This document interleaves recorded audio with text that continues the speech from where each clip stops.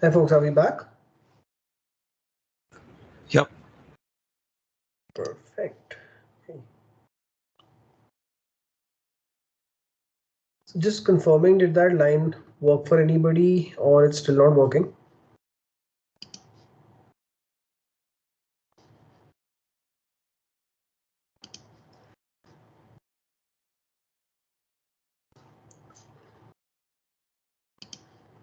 No, you can just go ahead with if it's working in one of your machines with it. Yeah, that's what Is it working for anybody in the machines?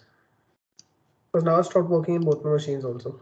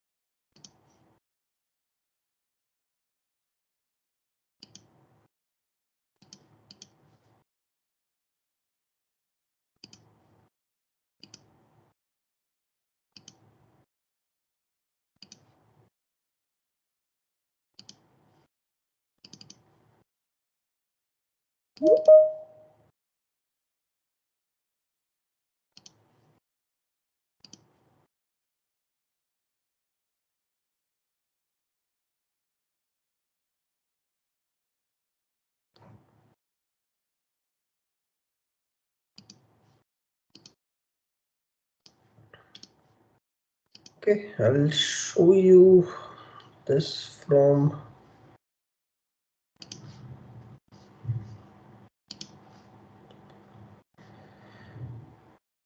all right. So basically what we've done is that you will import the techniques here, right? Now, what the techniques actually refer to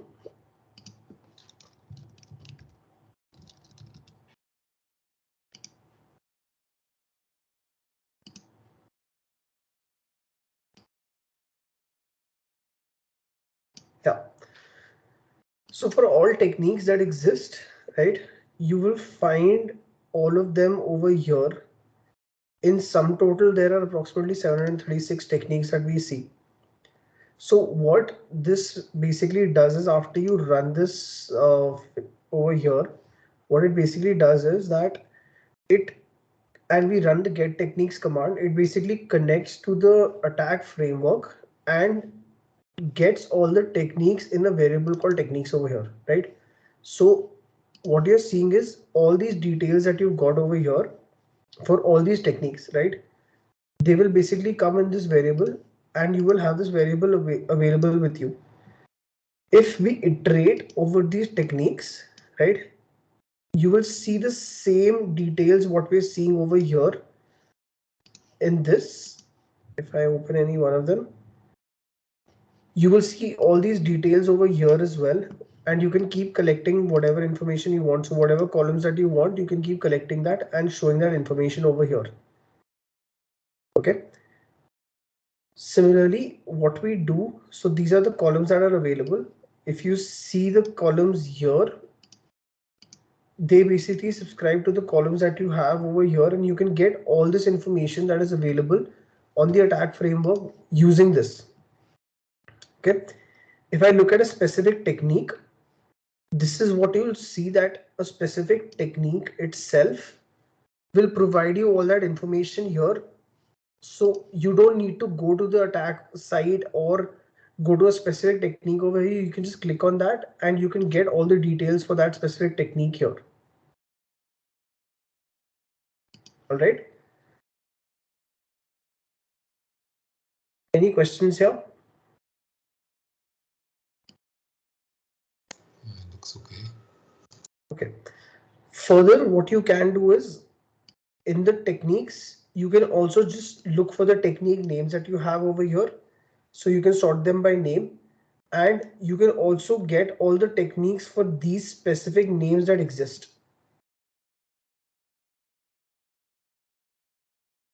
So what I'm trying to first say is that basically whatever information that is available here for any of these techniques that you see, you will get the same information available with you via the API itself also. Okay. The second part, what we are looking at is basically groups. So if you come to this and you see the groups over here, all the information for these groups that are here, you can also pull in via the API itself, right? So all the groups that you see, about 131 groups that you see over here, right? You will be able to pull this information out and you can see the entire intrusion set, their tactics and techniques of those groups. For example, if I just click on one of them, and these are the techniques used for this specific group.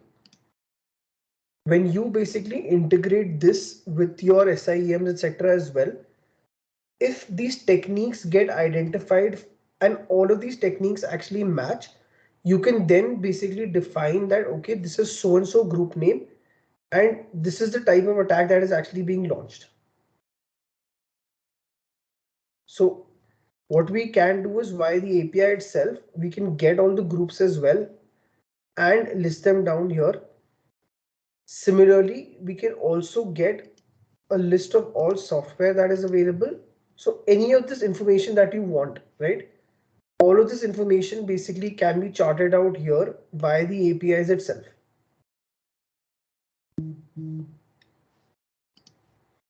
The next thing that we'll be looking at are relationships. Basically, every identity set that you get over here will define the relationships, what the relationships are.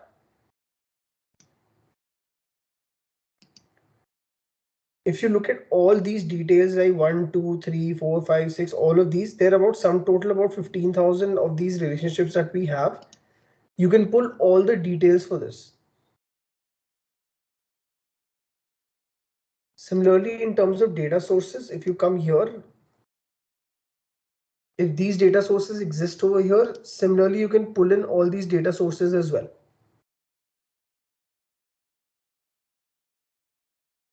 Right? So the API in itself does nothing but communicates to the attack side and can get you all these details from the APIs itself. Now, how are these helpful?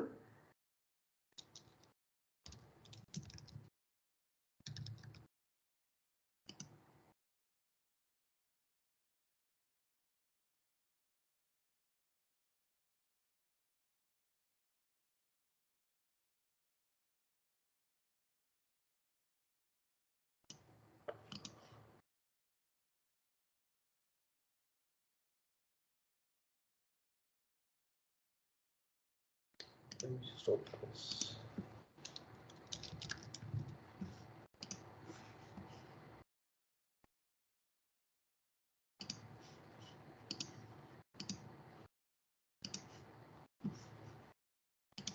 So how are these helpful is basically when we have any type of attacks that are happening and you need the playbooks for those attacks, you can just very well simply map all of your logs across the attack framework, and you can come to know the type of attack that is happening. You can also come to know what details of these attacks are happening. So what indicators do I require, right? These can be double in function. Either when you don't have indicators available with you, you can get these indicators. In case you have the indicators that are calculated here and you match them, you can come to know that this indicator is of an attack group of so and so nature, and then you will come to know how to remediate it as well.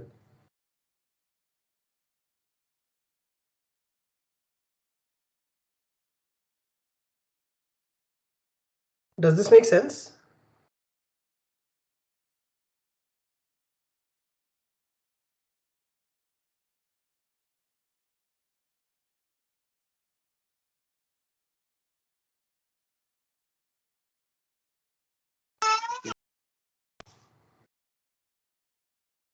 Okay, all right. Just get the second file if I can.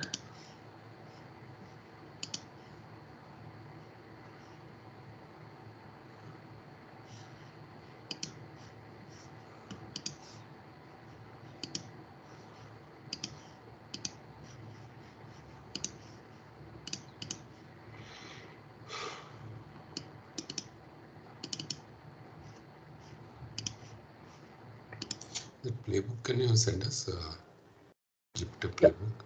Yeah, I'll just send it.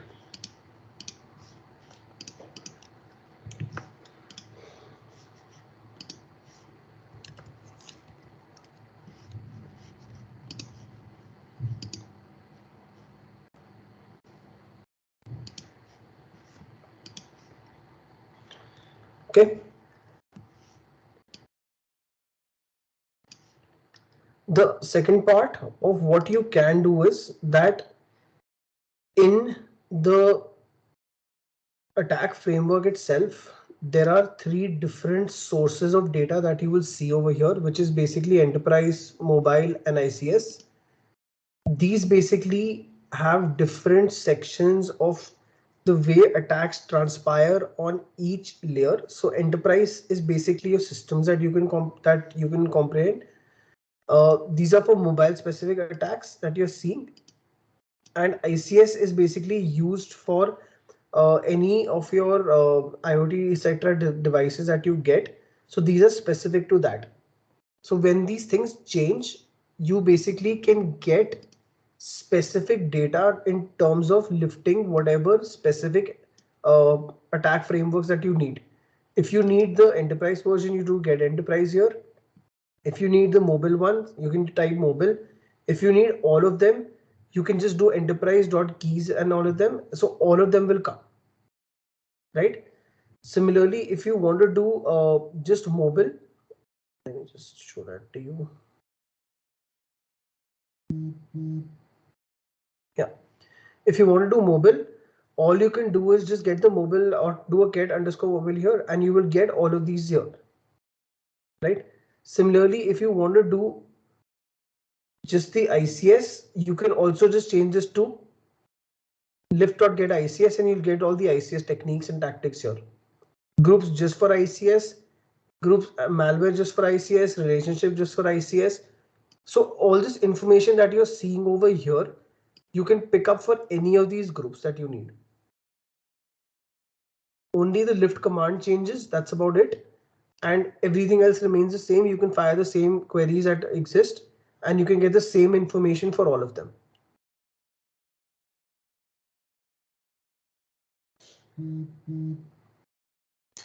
So the what you sent is the playbook. This particular notebook, if you I will share these links with you. Just give me a second. Wait, let me share them.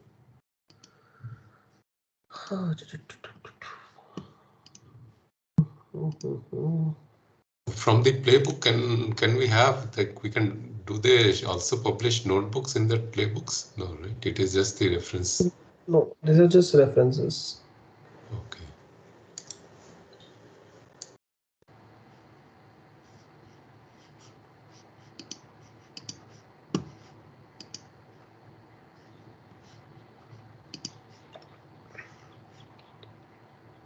I've shared the two on chat. I'm just, let me see if these are working.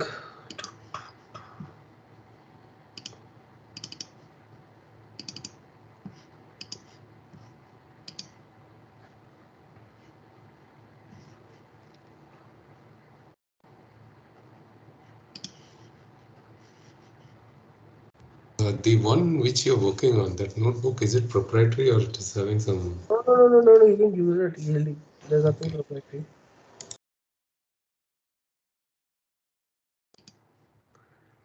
Okay. Third one is around if you want to extract all these data that you get to CSV files, if you think that's better for you to work with. What you can do is that we will just basically use something called as data frames. I don't know if you guys have worked with them in the past or not, but basically using the pandas library, what we do is we import the data into a data frame, and from that data frame what we do is we export this using the data frame function called to CSV, and we can dump this entire data in the CSV as well, right? So if you want, like if people prefer working in CSVs, for everything that you get in terms of data here, you can keep dumping it to CSV files as well and keeping it there. they don't change very often, so you can just run an update like say once a week kind of thing. So that's, I think that will also be a good technique in case you want to keep this on CSVs and you're more comfortable working like that. But you can use the data frame techniques here to do that. So for example, if you do lift.get techniques and you parse this into the data frame itself, and from the data frame you write it to a CSV, you can name the CSV file anything that you want over here, and you can keep this data available with you. This is just for people who want to keep it on CSVs and think it's better for them. Otherwise, I would recommend that you keep this in code itself. I'll share this file with you as well. Let me just save it. So this is just for the parsing, right? Not for training the model or something kind of. No, no, nothing. This is just to get the data and keeping it available with you. Nothing to do with the model. Okay. No, I mean I'm not talking about CSV. I'm just talking about the writing the Python code. So we are just analyzing and making the data in a readable format, right? Not like training a model or further reutilizing it. What you are basically doing at the moment is you are interacting with the sticks and taxi frameworks to get attack data in via the APIs. Now, the same data you can either keep with yourself, and you can basically then just you know so once you keep it with yourself, you can basically start mapping it to your SIEMs in case you don't have that functionality within it. In case you have the functionality within, then this data will already be available with you. So when you're going to be mapping, say, log lines, etc., or hashes, etc., either you can keep hitting them in real time, which I would not advise you to do because somewhere or the other you will reach a limit. But you can keep these locally and keep mapping them to log lines that you have. So basically we are just collecting data and parsing it and keeping it in a form for further utilizing the data, Yes, right? absolutely. So Okay. you're interacting with the absolute raw data right now. Okay. This is unprocessed data now. Many vendors can keep changing this data to their own needs, etc. But at the back end, wherever you see attack framework, this is where they are getting the data from. Okay, so like tag it with the different headings and all according to them and then save it, right? Yeah. Okay. At the end of the day, the data is the same. At the end of the day, they're picking it up from the same source. And if you ask me where this data comes in from and who's basically working on this, so basically the attack framework, the Mitre Foundation basically works on this. They get this information from multiple sources and then they classify it and keep it here and they update it. Then there are certain changes with the attack framework itself which keep happening. So for that, you can just come to the update section over here. You will see what is basically changing in the attack framework in itself. Right, so if you see they replace techniques or they add techniques, etc. as well, right? So you'll see that the techniques or the pieces of software or groups or sub techniques change, and this generally happens on a 6 monthly basis. So even if you don't update this for like 6 months, it's fine, you can keep them or keep it locally as well. Okay. All right. Uh, Next thing is to see how we can look at these techniques, etc. and all. How do we get all this data here and how do we start mapping it? So basically, you can start playing around with this data. Once you have it, you can group it. You can see what all attack frameworks do we have per technique. So in mobile, we have 92. In attack itself, the enterprise version, we have 566. And in ICE, we have about 78. Right. So this is something that you can keep mapping and keeping this data. So now you can keep playing around with this data as well. However you want to chart it, however you want to store it, whatever makes sense for all of you. Right. So with that, so what this is basically doing is this is using the pandas data frame functions, which basically they're just manipulating data and picking up columns and doing matches, etc. on that, right? So that's about it. So just remember that once you have this data with you, you can position it in any way that you want. It's nothing to do that you have to keep it in a specific format that they're sharing, etc. If you feel that there's something which makes sense to you and you feel that something, for example, you're not using a specific OS version and you want to drop all the data with that OS version, you can also do that platform drop. For example, there is a tactic which is not applicable to you. You can drop those tactics as well.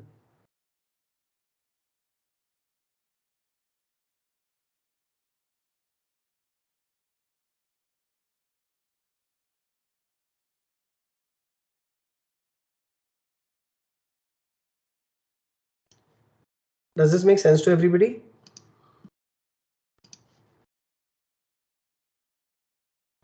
Yes, sir. Okay, and just one more thing I wanted to show you here.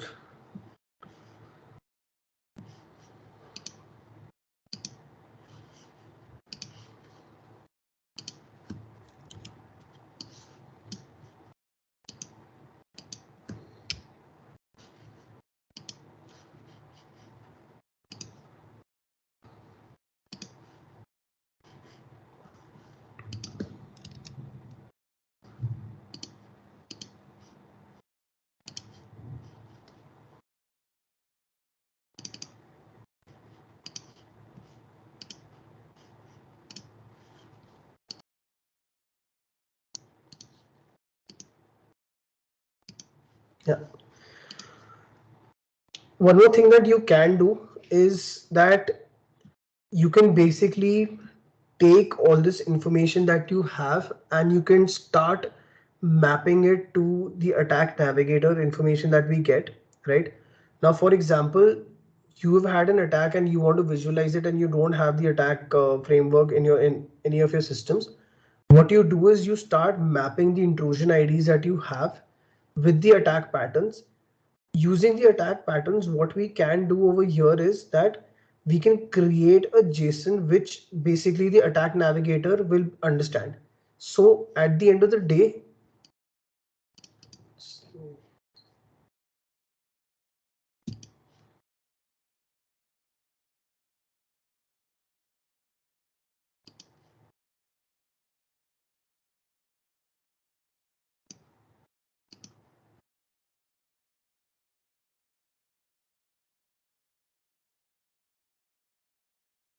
yeah, at the end of the day, if you want to get this kind of visualization in terms of what each attack is based out of or what it's trying to do and you want a visual representation of it, you can match the attack IDs, etc. And you can then export this data that you're getting and you can import this into the attack navigator.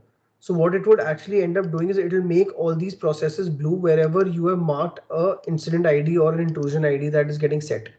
Where this data will come in from will be from your SIM systems where basically you say that okay, so and so kind of threat is coming. If you're uploading those logs and matching it with the attack framework and your IOCs match or your TTPs match, those sections basically start becoming blue. For this, you can easily then start locating, okay, which type of attack is coming where. And how you can do that is when you basically export this from here, when you run this, you'll get a JSON file. And from that JSON file, you just say open existing thing, you upload that file, and then you can basically start viewing it here.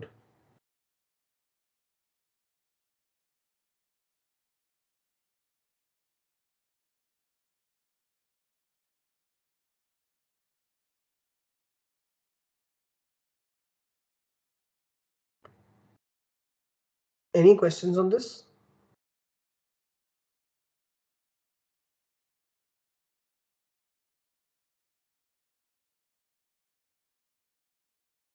This visualization will be at the mid attack itself. Yeah, this is at there. So you can also set this up as a local instance as well if you want. So if you go back here, you can just come here and set this up as a repo as well. So there are ways of installing this also, and you can download this and install it locally as well, where then basically you can visualize this in your own environment. But if you don't want to do that, you can just basically come here and use the online application as well.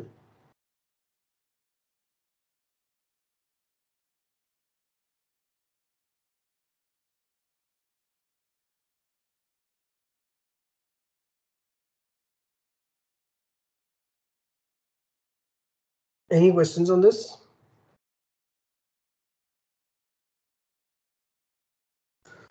So overall, one confusion is, okay, so there's an attacker and there's a victim. These two people, or there are people in SOC team who are trying to continuously monitoring them. We have something called SOAR. The overall ecosystem have feeds, multiple feeds. one to multiple. So these feeds can be like CloudStrike or McAfee. These are paid feeds, right? I mean, these people will, Yes. yeah, and they are open source feed also, is it? I mean, how things that, and how two things. I mean, how the ecosystem looks like, how the workflow looks like when the enterprise, how the workflow will look like. So there will be a SOC analyst, a security analyst who will, and then how does it flow to the SOC team and Sure. I'll just show this to you. So basically,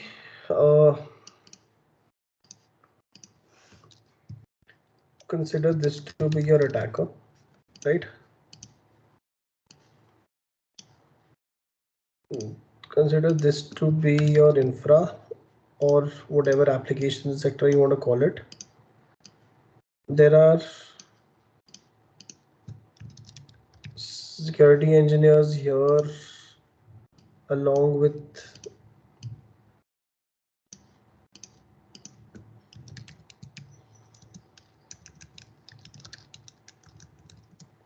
okay. Now you have your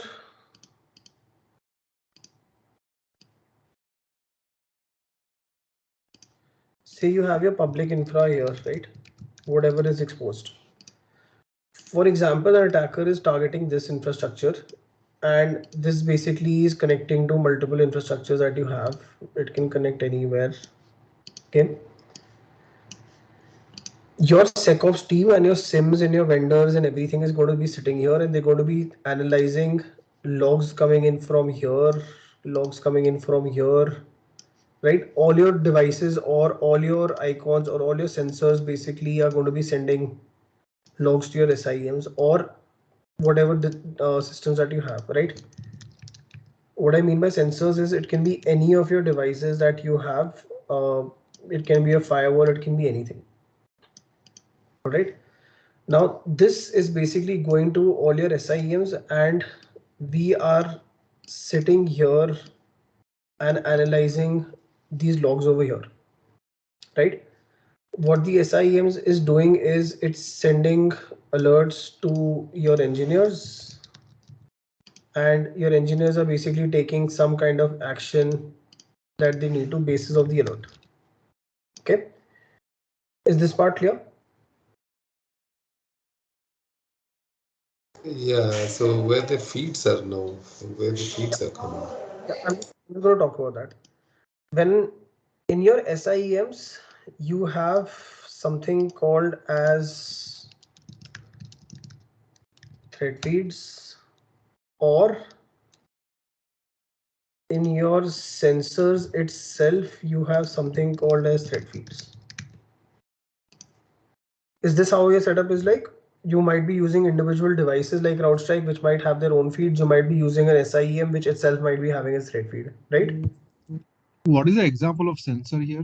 Is it So sensor can be anything. It can be a web application firewall. It can be a network firewall.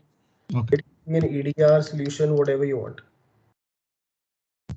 Got it. Yeah. So It now can be agent also, right? I mean, any kind of agent, the anything. So sensor is anything which is providing information to either it's a vendor device or it's providing information to my SIEM or it's providing information to one of the sensor management system. Okay. Now what happens is that you have thread feeds working throughout. What generally happens is in these devices that we talk or in these sensors, if a feed at the moment says something is malicious, you have two actions or three actions available. You can either block it, basis of feeds, or you can allow it, or you can quarantine it, or whatever, right? Now, these feeds can be IP addresses, they can be signatures, they can be anything that you can think of, right? Depending on the devices, they'll keep changing. Or it can be hashes or whatever, right? yeah, Now, can you give us an example of how the feed, let's say it's an open source feed. So like what are the tabs? Where do we go? Talking about the tap, as in right now, I'm talking about feeds in terms of just paid feeds. What your vendors are giving you. Okay, I'm not talking about, vendors API yeah, I'm basically. not even talking about open source feeds at the moment. Okay.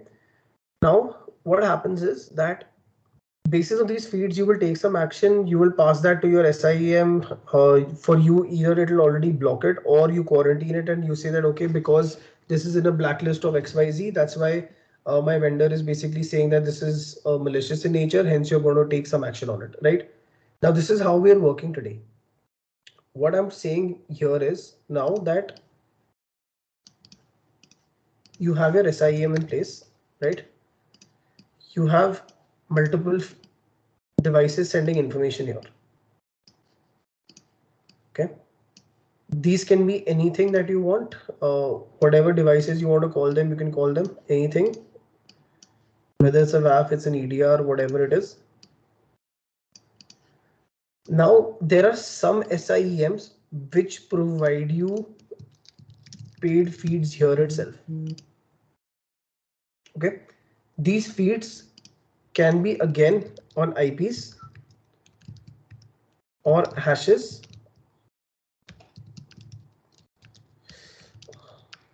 Okay, or whatever, right? But this is basically on a subscription model that you'll subscribe to them. Okay, what I'm saying is that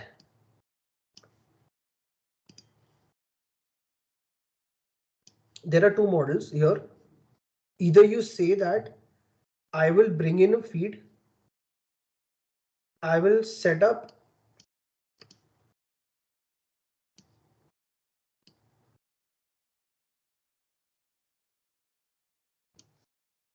you can call this a network list, or you can call this a hash list, whatever you want, right? Okay, and what you will do is using open source feed, sorry, yeah, using open source feeds, you will update these two files.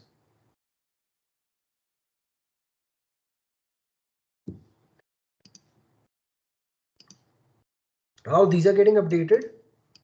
You have a machine which is basically connecting to open source feeds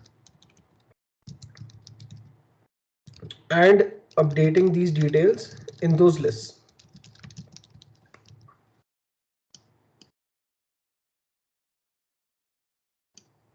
Can you show us one single open source feed, how it looks like? Yep.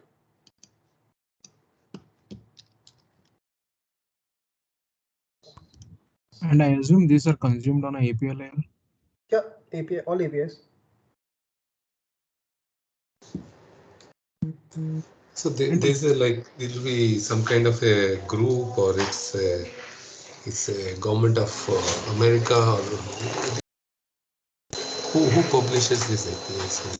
Yes and no. These IPs are basically supplied by community, by devices itself.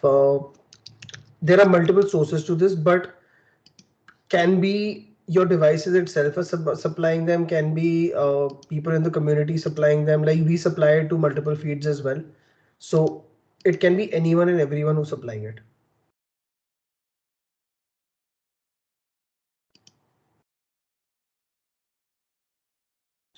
Just a second.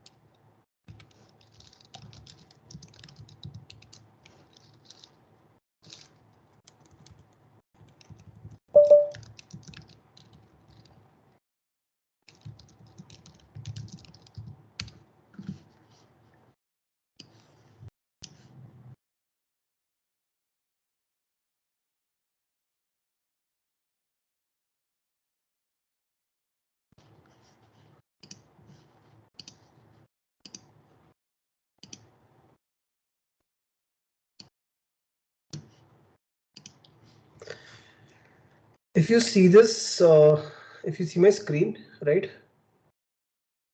These are basically multiple feeds groups that you're seeing where we're picking up data from at the moment.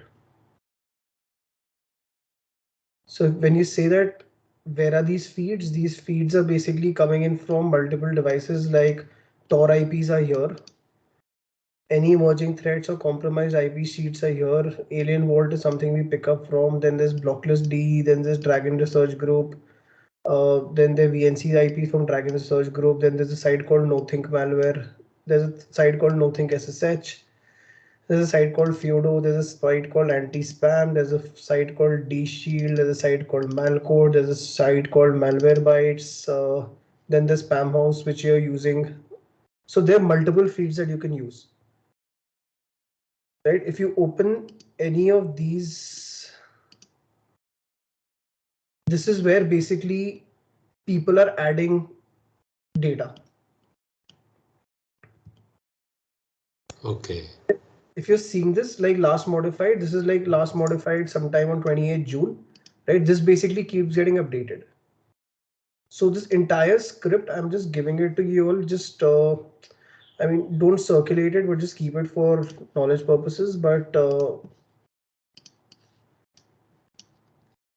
you'll have all the sources defined here, right? And these are just some that I'm picking up. There are many number of feeds that are available. So some of them which you guys must be familiar with as well.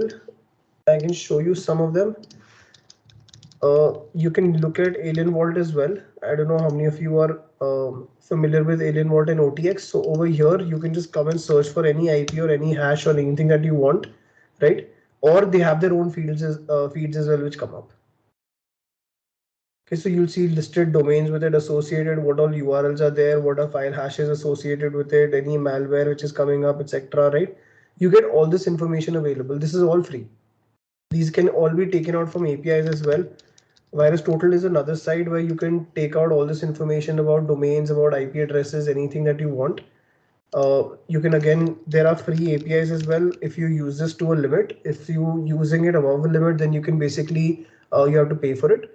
But if you're hitting it in a definitive way, you can get these from everywhere. Right? Talos is there. A lot of these sites exist. So at the end of the day, we are just using APIs or drop lists from these sites. Okay. Okay. At the end of the day, even your vendors are picking up information from this site. Only thing that what they are doing is, which is slightly painful to do, which is basically they are opening these and they are validating. Sorry. Just see.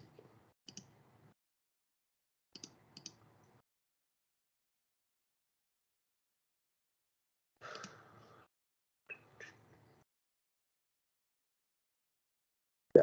So they're basically opening these and validating IP addresses that you're seeing over here.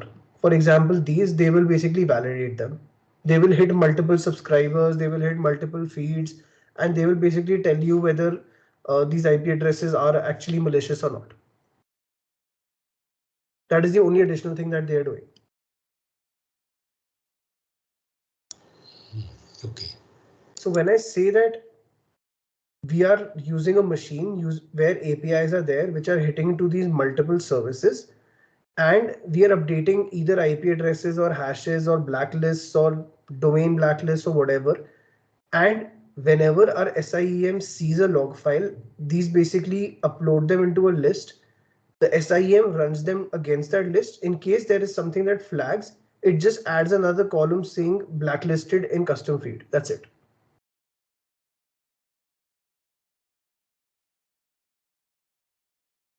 The other way of doing it is you forward all your logs to a machine. The machine basically runs this intel where it's basically looking all of this up for every log line and then reinserts it into another index on your SIEM. On this machine, you can run whatever information you want. You want to run whois, you want to run reverse DNS, you want to run whatever commands you want to run, right? You want to run just an IP lookup, you want to run DNS lookups, you want to run say malware lookups for hashes. You run all of this over here. You create multiple fields in the same log line. So for example, if the log line looked like date, source IP, destination IP, source port, destination port, right? From this, you can basically just add OS information, you can add RDNS information, you can add IP lookup information, you can add malware information. So now your log line basically looks like this, and you insert this into a new index on your SIEM.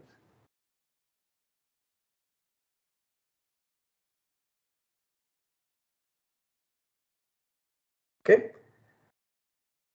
Additionally, what you can do is you have another column over here which basically has attack information. Again, where are you pulling this from? You're pulling this from this box itself via the APIs which we just saw and updating attack information here. What rule we will write here is, in case a hash IP or say any xxx.exe or any DLL file, etc. is matched, right? Give me the TTP against it.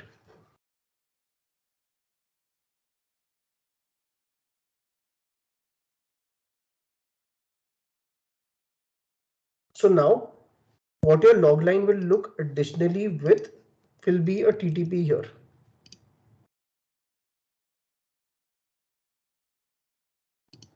Now what happens is you are adding. So for example, I'm adding this for all my log lines for the next, say, 2 hours. Okay.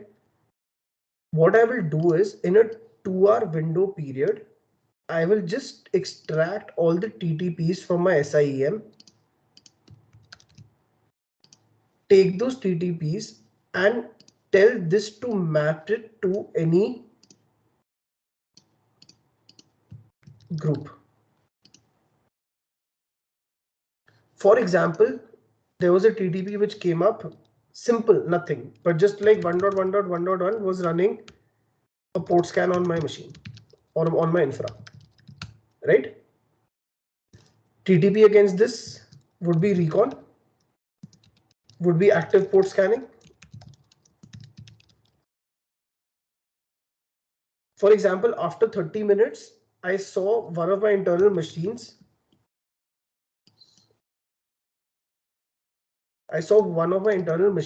Basically generated an alert on some DLL file with hash value, say XXXXX.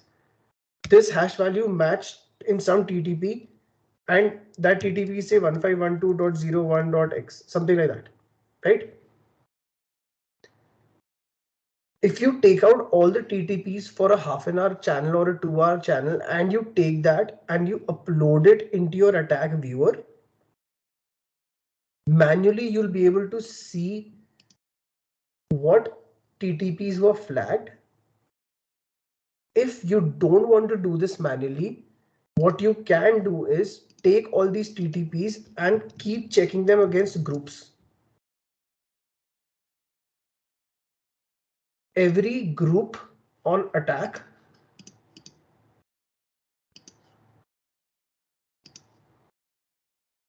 have their TTPs defined.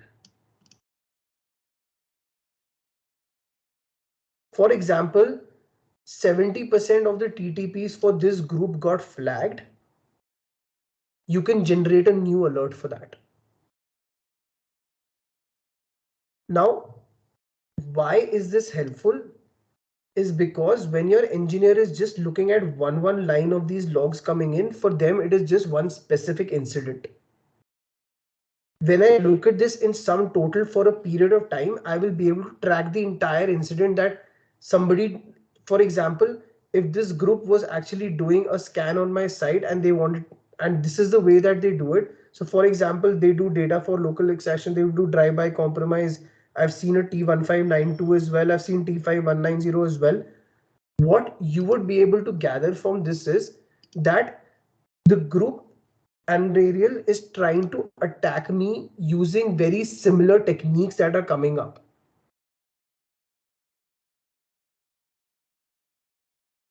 And when these techniques start coming up, what you will see is that your remediation or your mitigations for this or for each of these things can be defined. So now what you are actually doing is you are not telling your engineer here that there is a port scan going on.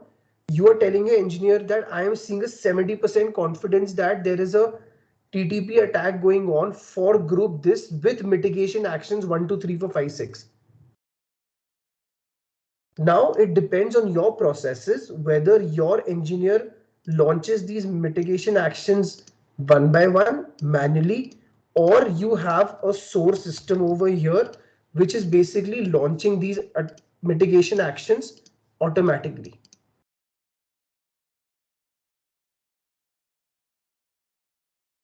Where are these mitigation actions coming in from? Once you get the group name, that same machine you can connect to attack again and get the mitigations as well.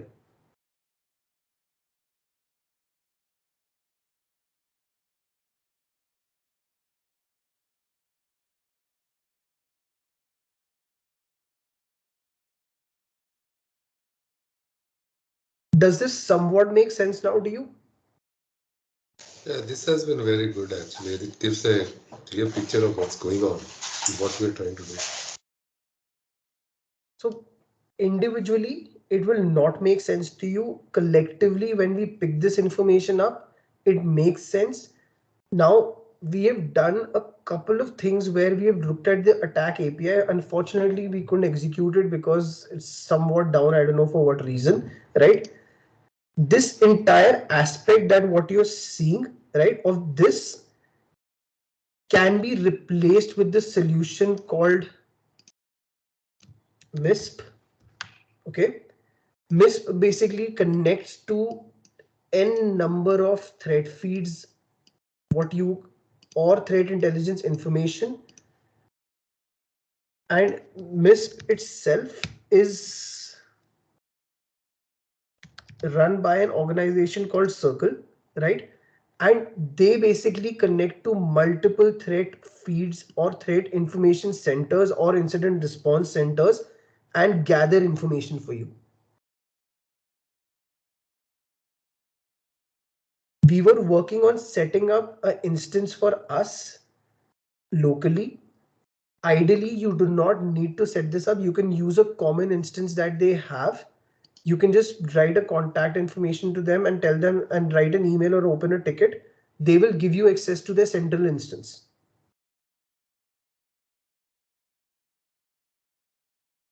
Additionally, what MISP does is it gives you a central way of reporting incidents. For example, there was an incident that happened in my environment. I want to share it with everybody. I can just document that in MISP and send it. It will go out to all the certs in the world.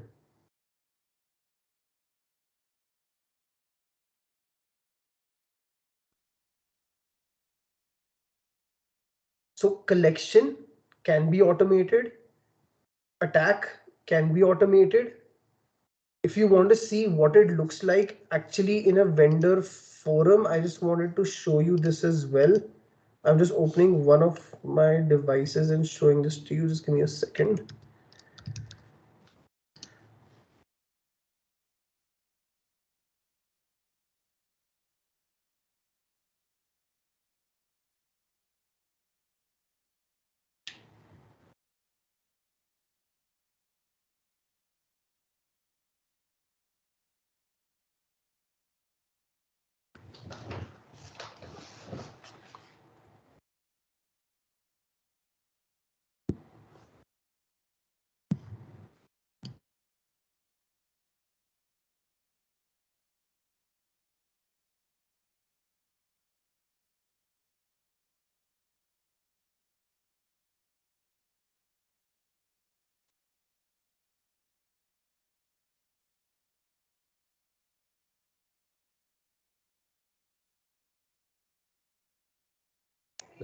Just we were looking at this sim, right? I think this is how we should have learned sim.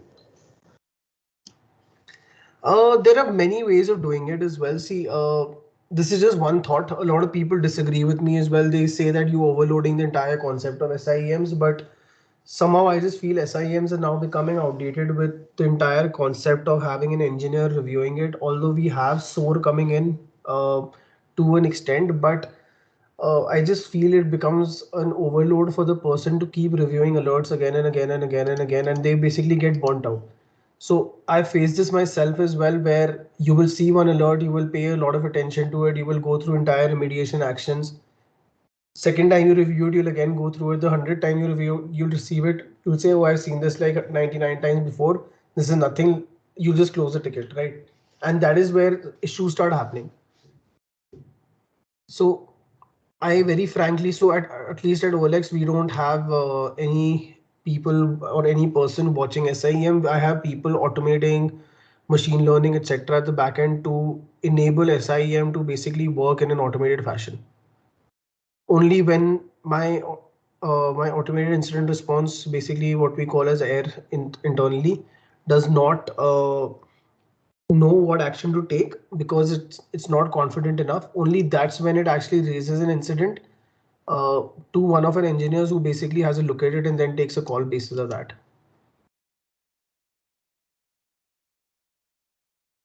Yeah, that makes sense. I mean, my comment was a little off in the sense that we have gone through one assigned to. Yep, absolutely. But yeah, you understand what I'm saying. Absolutely. I get it. So I'm just going to show you a few live screenshots from my systems. I'm just taking screenshots and just removing the sensitive parts of it and sharing it with y'all. I'll show you how attack actually integrates there into the systems. So just give me about 10-15 minutes. I'm just taking some screenshots and sharing it with everybody.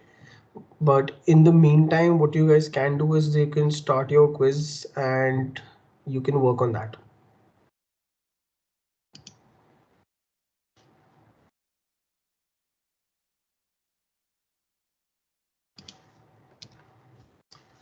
So I've also just shared the script with all of you. It works on Python 2 right now. In case you want to use it, it works on Python 2 at the moment.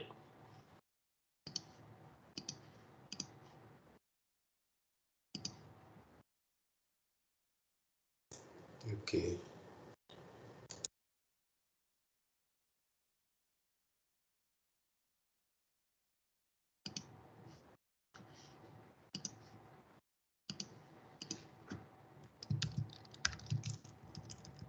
So folks, you can start your quiz. I'm just taking a few screenshots and sharing it with everybody, and I'll also explain it to you once you're done.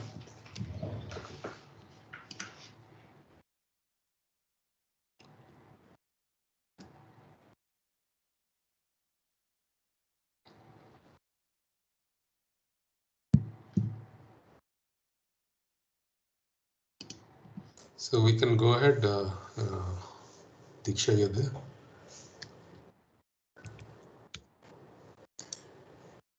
Hi Diksha, are you there?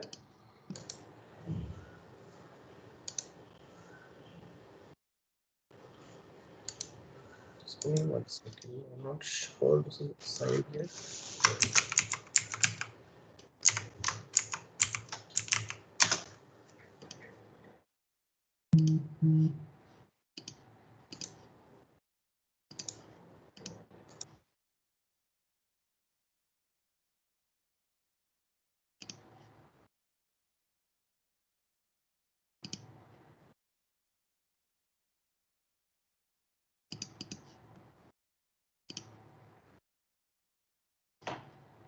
Quiz is 15 minutes, guys.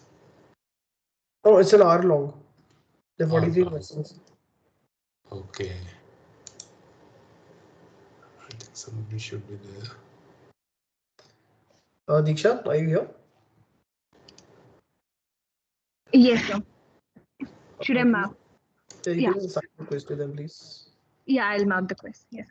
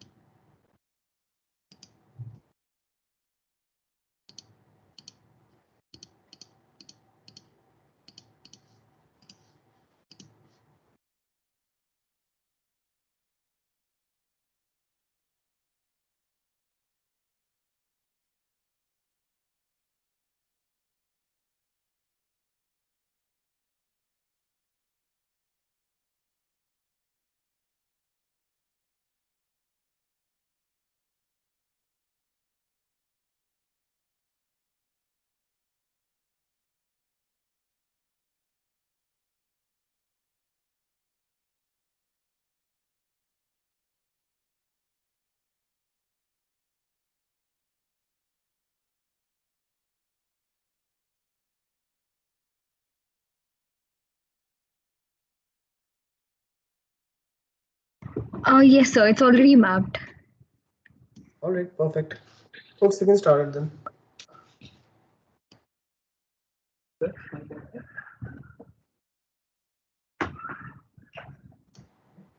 Just raise your hand once you're done, so that I know everybody's done, and then we can again discuss it once.